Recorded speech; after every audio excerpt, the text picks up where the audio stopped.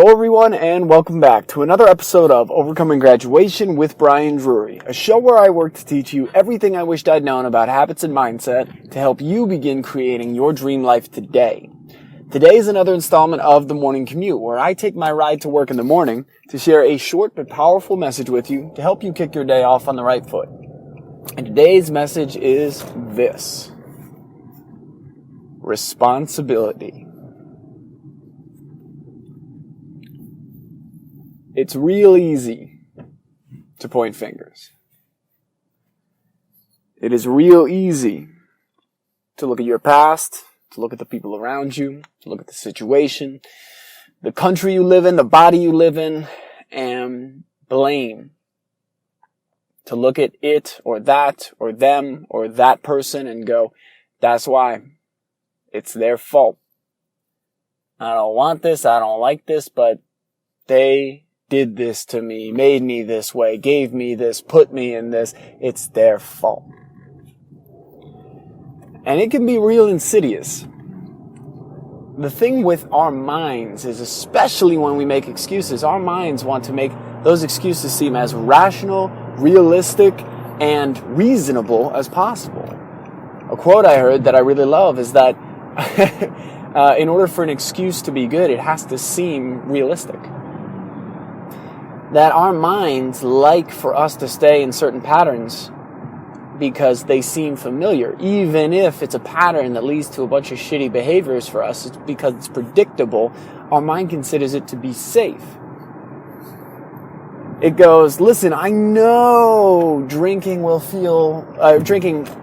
12 beers and then having a couple shots afterwards is going to feel shitty tomorrow, but you're stressed. Come on, man. We're stressed. We need to take care of the stress. How do we take care of stress? Alcohol, it's right there. It's on the counter. Come on. The mind goes, listen, I know you said you want to be a morning person, but I'm tired. I don't want to get up. Or better yet, I don't want to go to bed yet. Like, come on. What if we miss something? Remember when we were younger and we felt like we would miss stuff if we went to bed early? Like, what if a girl texted us randomly out of the blue, wanted us to come over? And you missed that because you were sleeping. Oh my God. Definitely not speaking from personal experience here, guys.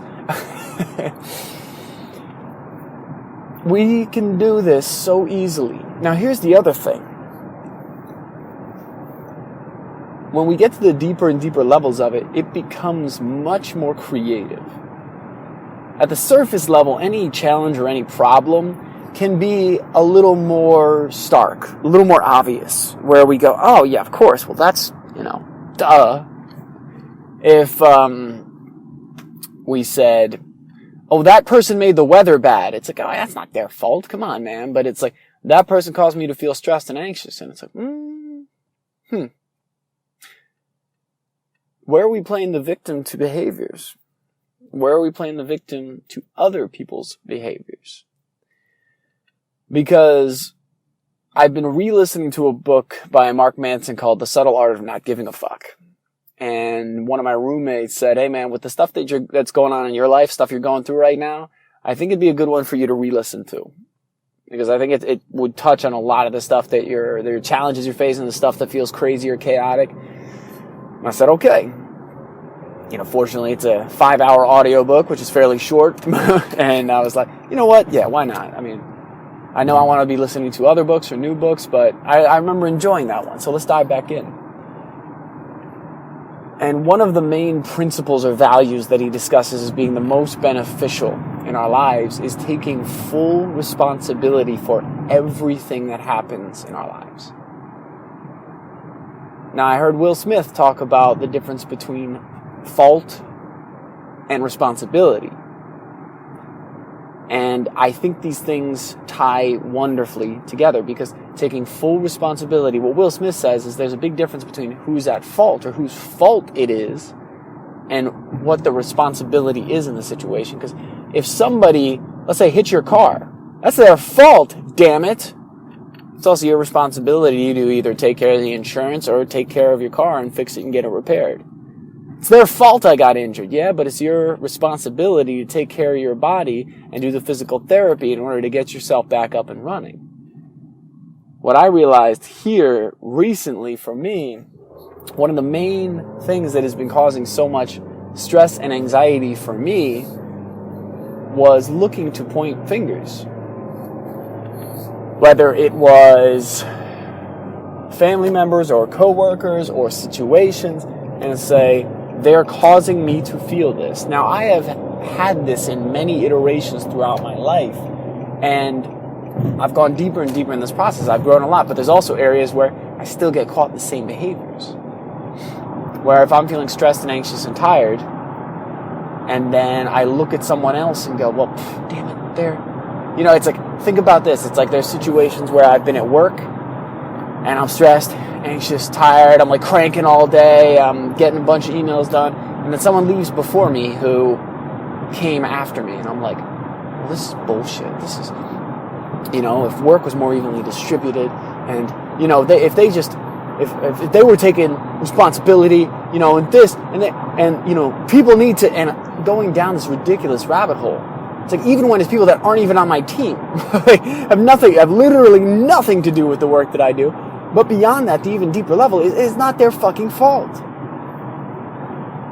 It's not their fault that I'm tired. It's not their fault that I was or have been consistently going to bed later than I should be to get the rest that I need. It's not their fault that I ate at 8 or 9 p.m. when I know that will cause me to have trouble sleeping. It's not their fault that I'm choosing to spend more time worrying about what other people are doing than just getting my shit done and getting out the door. It's not their fault that I'm choosing to take on big projects or challenging things that I believe will make an impact because I want to do that. I don't want to just sit and just do emails all day. None of that's their fault.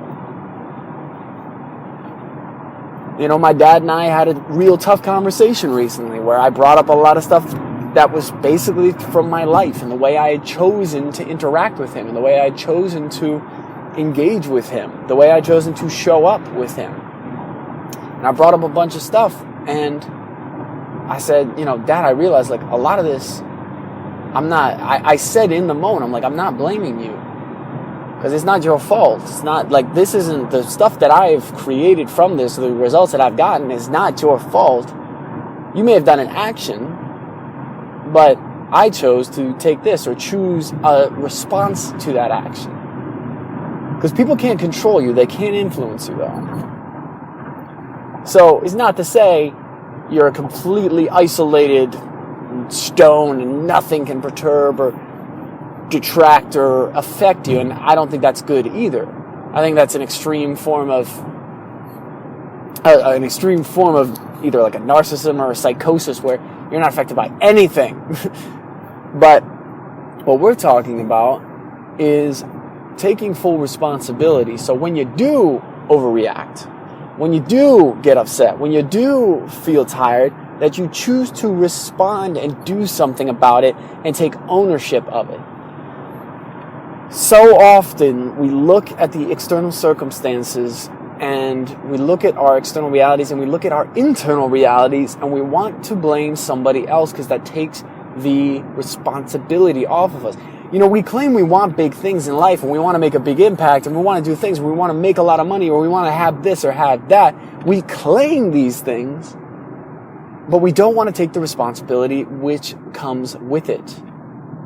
Want a happy relationship or really deeply connected, intimate relationship.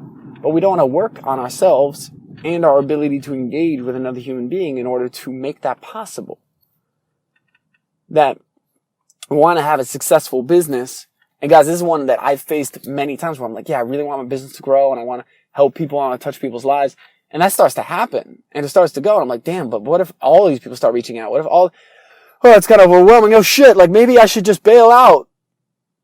It's kind of funny.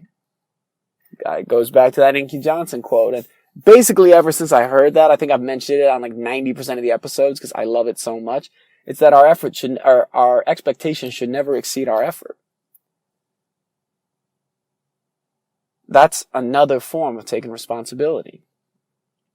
You see, it's becoming clearer and clearer to me because in the past couple of weeks, I had some of the most emotionally chaotic of my life, flat out of my life, comparable to when my mom was battling cancer. And when she passed away from cancer, just in the sense that I haven't felt anything that intense or as intense as what I felt recently since then, that I was like, shit, man, I can't even remember when I felt this off.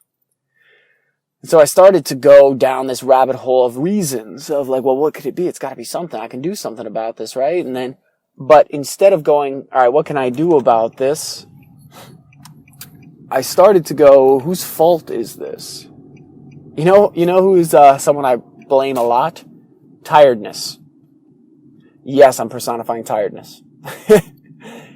So I'm too tired to face that. I'm too tired to work on these things. I don't have the energy to put into the things that I really want to do, or to be happy, or to look on the bright side. I'm too tired. I barely have energy to get shit done. So I'm just going to focus on that. I don't have time and energy to be happy. Whose fault is that? Whose responsibility is that? Bingo. Mine. If I'm not getting enough sleep, get more sleep. If I'm not getting good quality sleep, do the things that I already know about to get better quality sleep. If that's not working, what do I need to learn in order to find ways to get better quality sleep? And then additionally, how can I enjoy my days, be productive, and find joy, and live in the moment, be present, even when I'm tired?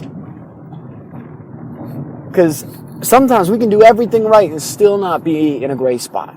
We can do all our habits and our routines and our self-care and our maintenance and all that and still not be in a great spot. How do we choose to live? Because if I choose responsibility for that, I'm not going to start blaming and pointing fingers at coworkers or my parents or my brother or my God knows what, my friends, my roommates. I'm not going to start pointing fingers at them and saying it's their fault and now I need to change them in order for things to get better.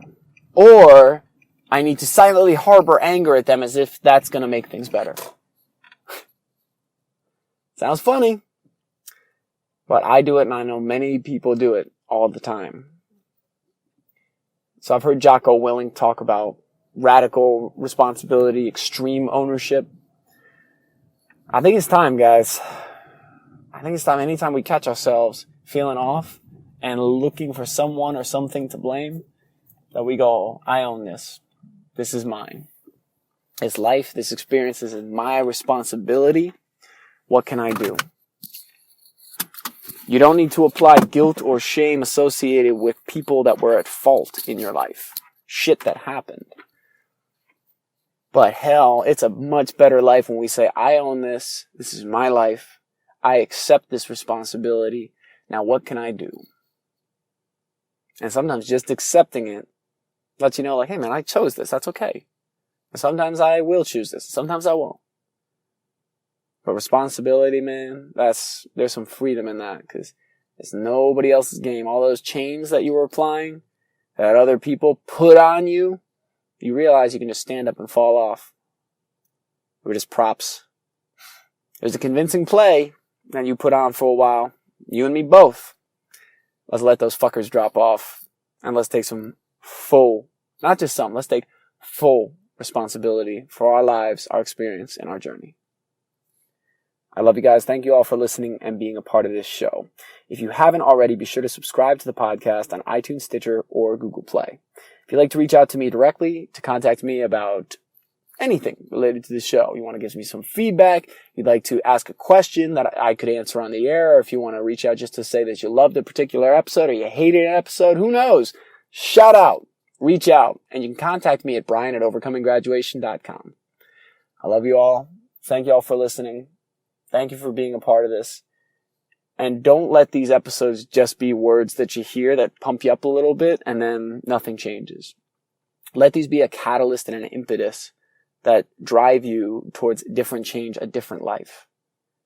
To the point where you choose to act differently for your greatest good so that you can serve and give your greatest good and make the impact you want to make. And also just be the person, beyond anyone else, be the person you want to be and experience life the way you want to. I love you all. Have a great one. I'll be talking to you again real soon.